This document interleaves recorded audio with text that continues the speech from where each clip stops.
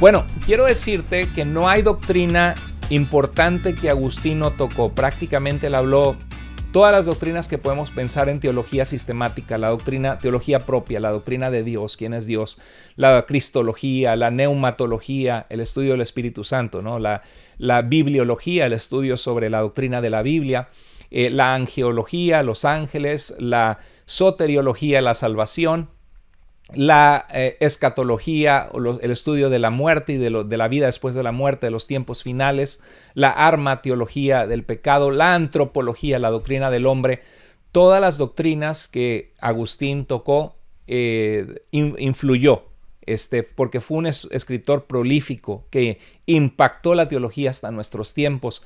Todavía 1600 años después, seguimos influenciados por Agustín. Inclusive, cuando leemos el apóstol Pablo o leemos la carta de Romanos, muchas veces estamos influenciados por la interpretación de San Agustín.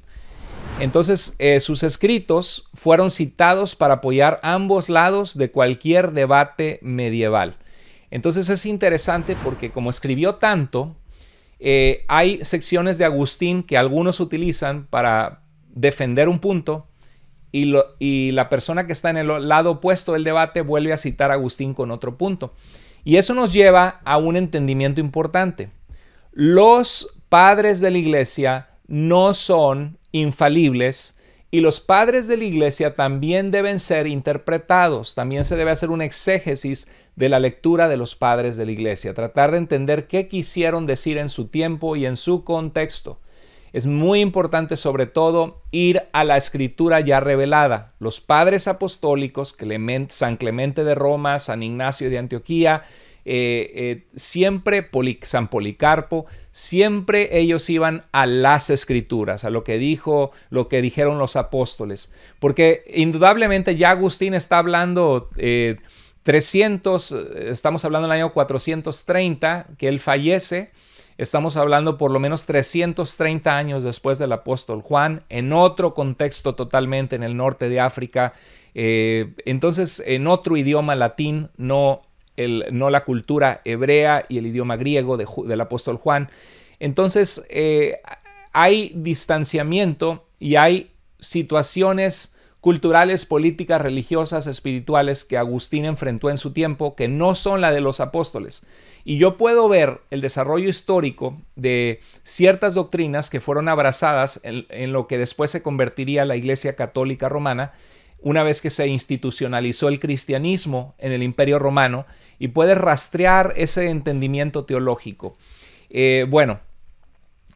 Vamos a ver que podemos leer a San Agustín como un cristiano protestante, y vuelvo a hablar, este término protestante suena despectivo, porque muchos católicos romanos lo usan y dicen, tú eres protestante o esos protestantes.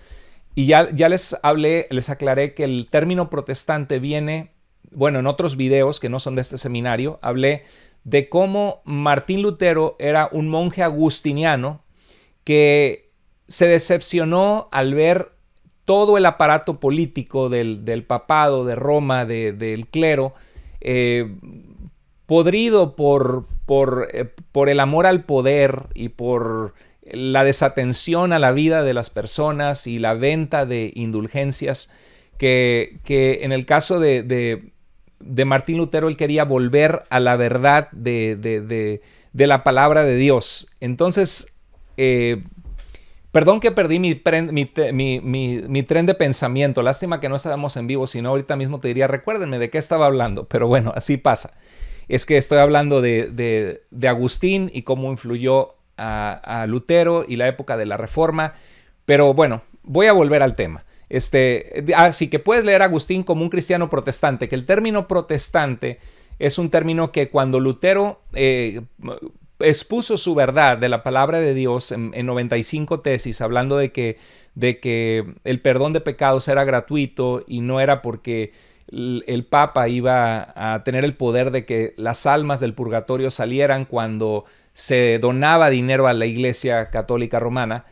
Lo mandaron a llamar a Lutero y prohibieron sus libros, buscaron matarlo, así como mataron al sacerdote Juan Hus en Bohemia, que era un hombre de Dios, Juan Hus, que él criticaba la riqueza del clero, la riqueza injusta y los pecados del clero, y lo mandaron a llamar, le dijeron no te va a pasar nada, y lo mataron en la hoguera en el concilio de Constanza, 1414 a 1418.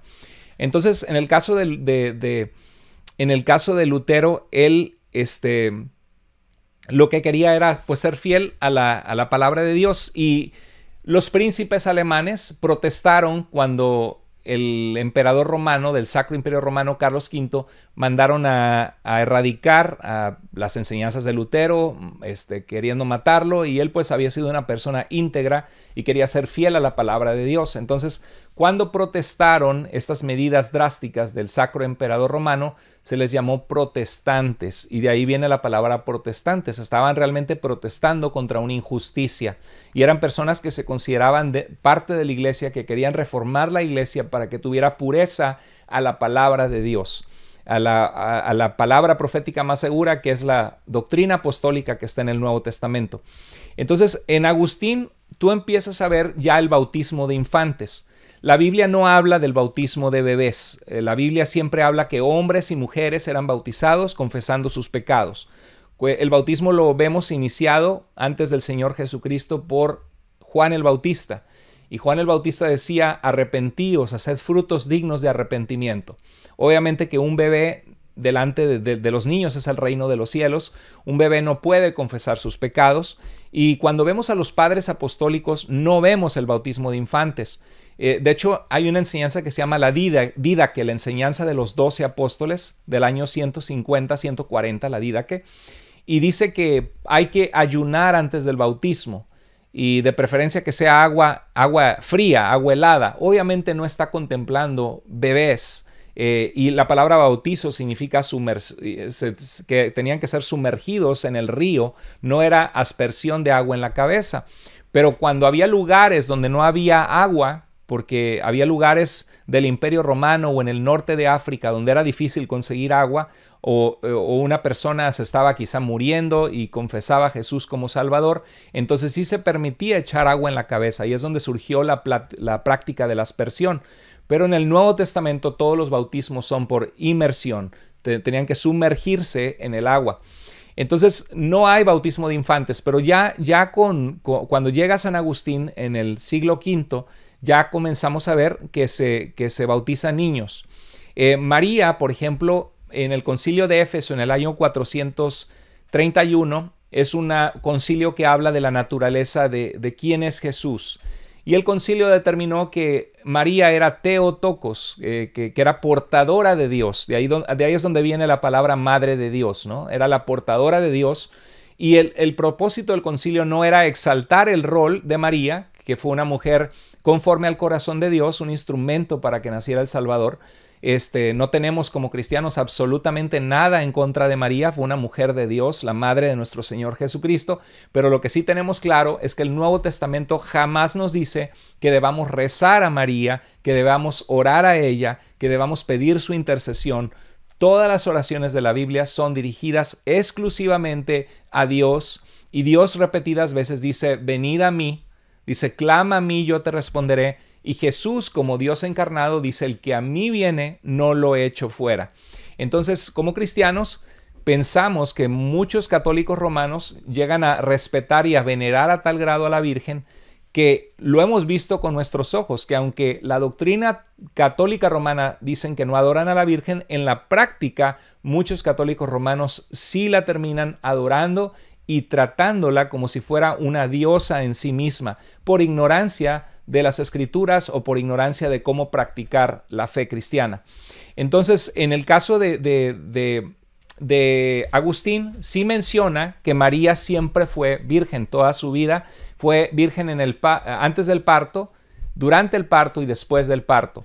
Y este mismo concepto lo tenía Martín Lutero, que es uno de los padres de la Reforma protestante. Martín Lutero creía en la virginidad de la Virgen María. Ahora, como cristianos nosotros no tendríamos ningún problema si María fue siempre virgen.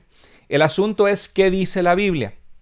Y cuando uno va a las Escrituras, indudablemente María fue virgen en la concepción, antes del parto, y al tener al Señor Jesucristo obviamente había sido virgen. Pero hay que tomar en cuenta algunas cosas. En primer lugar, que Mateo capítulo 1, verso 25 dice explícitamente que José no conoció a su esposa María hasta después de dar a luz a su hijo Jesús. ¿Qué significa? La palabra conocer es un eufemismo. Por ejemplo, en Génesis 4 dice, conoció Adán a su esposa Eva y dio a luz a su hijo, ¿verdad? Conocer era tener intimidad sexual. Y Mateo 1.25 es explícito y dice que José no conoció, no tuvo intimidad sexual con María. Y dice el verso, hasta después que tuvo a su hijo Jesús. Y en Lucas 2.7 dice que María dio a luz a su hijo primogénito. Si hay un primogénito, Jesús no era su hijo unigénito, sino su hijo primogénito. Y el Nuevo Testamento, los evangelios sobre todo, están llenos de citas diversas que mencionan a los hermanos de Jesús y lo mencionan en el contexto del núcleo familiar, no en el contexto de primos, o que así se llamaban adelfos en ese entonces, hermanos y eran primos. No, dice que tu madre y tus hermanos están afuera. No dijo tu madre y tus primos, o amigos que vienen. Siempre no es dice Mateo capítulo 13, versos 55 al 56. No es este Jesús, el hijo del carpintero, y su padre José y su madre María y sus hermanos que están entre nosotros. Obviamente no está hablando y sus primos, está hablando del núcleo de la familia. Entonces se menciona a Santiago o Jacobo como el hermano del Señor en la Biblia. Entonces es muy importante hacerle caso que si María tuvo una vida de matrimonio con José, en ningún momento es pecado, porque en Génesis dice que Dios le dijo al hombre, fructifiquen y multiplíquense, y dice la Biblia que cuando Dios hizo al hombre y a la mujer y todo lo que hizo en su creación, dijo que era bueno en gran manera. La sexualidad es buena dentro del orden del matrimonio. Y cuando vamos a los evangelios dice que María y José estaban comprometidos para casarse, que estaban desposados, que estaban en este proceso judío de la boda para casarse.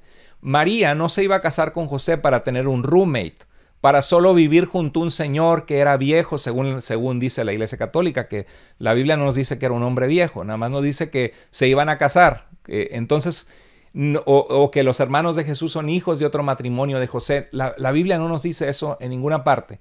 Entonces, la tradición temprana de la Iglesia, de hecho, Flavio Josefo, un historiador judío trabajando para los romanos, dice que María que Jacobo en Jerusalén, Santiago, el líder de la iglesia de Jerusalén, fue hermano de Jesús al que llamaban el Mesías. Hermano en la carne. Eso lo dice Flavio Josefo, un historiador secular trabajando para los romanos. Entonces, de alguna manera, en la Edad Media empezó una veneración a los santos y a la Virgen, que empezaron a pedirles a ellos. Y vemos aquí las piedras que se empiezan a poner en la época medieval de lo que sería actualmente la Iglesia Católica Romana, que pide la intercesión de los santos a través de los rezos. Pero es algo que no vemos en el Nuevo Testamento, a menos que quieras agarrar uno o dos textos por ahí fuera de contexto que no dicen eso. Y no es algo que los padres apostólicos creían. Entonces, perdón que me metí un poquito a este tema, pero creo que en la práctica encontramos esos debates cuando hablamos con familia que amamos y que creen diferente en estos temas. Y San Agustín, ciertamente, si tú tienes un debate con alguna familia, alguien que quieres que es católico, te puede llegar a citar que Agustín creía que María fue siempre virgen. Y lo mismo creía Martín Lutero, porque era un monje agustiniano, a pesar de ser el padre de la Reforma Protestante. Entonces, pero algo que sí es que no vemos oración a la Virgen María. Algo que vemos en Agustín es las semillas de la creencia en el purgatorio, en un lugar donde Dios va a tener misericordia de aquellos cristianos que ya estaban en Cristo, pero que de alguna manera les faltaba ser purificados, salvos como por fuego, como dice 1 Corintios. Entonces, allí es donde ellos encuentran justificación para la doctrina del purgatorio. Pero es algo que los padres apostólicos ni el Nuevo Testamento enseñan. Entonces, oración por los muertos, no se habla de oración de los muertos, no, o sea, que la gente que ya partió, por ejemplo, Supongamos que tú tienes una madre que era una mujer cristiana muy devota y ahorita está con Cristo. Y ella en el cielo, como sigue teniendo una relación con Dios, así como en la tierra oraba por ti, ahorita en el cielo ella ora a Dios por nuestro bienestar. Intercede por Dios diciéndole: Dios, te pido por mi hijo, mi hija, que tú seas con ella, que le guardes, que le des sabiduría. Bueno, ciertamente eso es una posibilidad. La Biblia no entra en detalles de estas cosas. Hay un pasaje ahí sacado de contexto en Apocalipsis de las oraciones de los santos, que son un incienso, pero habla de los clamores de aquellos que fueron martirizados por Cristo, pero no encaja en ese contexto. Pero bueno, el asunto es de que Agustín nunca habla de que nosotros recemos a los muertos, porque los muertos no nos escuchan, los muertos no están aquí presentes con nosotros para que tengamos una comunión con ellos. De hecho, Dios en el Antiguo Testamento prohibía consultar o hablar con los muertos. Era algo que hacían las naciones paganas. Los santos del cielo, decía San Agustín, aman perfectamente a Dios, que nos ama perfectamente, y por eso interceden por nosotros. O sea, ahí empiezas a ver entre muchas de las lecturas de Agustín, una frase por ahí, otra por acá, que es lo que empieza a formar lo que hoy es el catolicismo romano. Claro, mezclado con alguno que otro teólogo del año 650, del año 700, del año 800. Vemos cómo se empieza a formar como una bola de nieve que agarra cada vez más cantidad lo que hoy es la Iglesia Católica Romana. Entonces, pero no se ve una oración a los muertos. Agustín enseñó que el destino eterno del alma se determina en la muerte y que los fuegos purgatorios del estado intermedio purifican solo a los que son de Cristo. O sea, no hablaba que toda la gente va a ir al purgatorio, sino de aquellos que ya han sido elegidos por Cristo, que les faltaba purificar algo en su vida para estar bien con Dios, y que mueren en comunión con la iglesia. Durante la Reforma, teólogos como Juan Calvino aceptaron el amilenialismo de Agustín. ¿Qué es el amilenialismo? Bueno, en Apocalipsis capítulo 20 se habla de un reino de Cristo por 1000 años. Entonces, la posición premilenialista dice de que Cristo Cristo viene primero, arrebata su iglesia, ¿no? Después viene con su iglesia después de 7 años de tribulación, aunque hay diferentes tipos de premilenialismo. Pero una vez que Cristo está aquí, Él establece su reino 1000 años en la tierra, en Israel, y las naciones, Satanás es atado durante esos 1000 años, Satanás es desatado, las naciones se rebelan contra Jesús y su reino, y entonces ya viene el fin de todas las cosas. Pero la posición amilenial cree que cuando Apocalipsis 20 habla de un reinado de Cristo de 1000 años, está hablando simbólicamente, porque todos los números de Apocalipsis son simbólicos y no es algo respaldado en otros, con exactitud en otros libros de la Biblia sobre el milenio. Entonces, amilenialismo significa que no es un milenio literal, sino que se refiere al periodo del reino de Dios entre los que somos salvos, entre su primera y su segunda venida, hasta que Cristo regrese. Y esta es la posición principal en la mayoría de las iglesias calvinistas por la influencia del reformador Juan Calvino. Ahorita no vamos a entrar en detalles, tienen puntos que son meritorios y todas las posiciones sobre el milenio, sobre el final, de los tiempos, tienen versículos que las apoyan y versículos que son complicados dentro de su sistema. Es un tema sumamente complejo, el tema de querer saber con exactitud las cosas del fin de los tiempos. Y es un tema donde tenemos que tener humildad y tenemos que analizar y volver a analizar y volver a ver lo que la Biblia dice del tema en todas sus partes.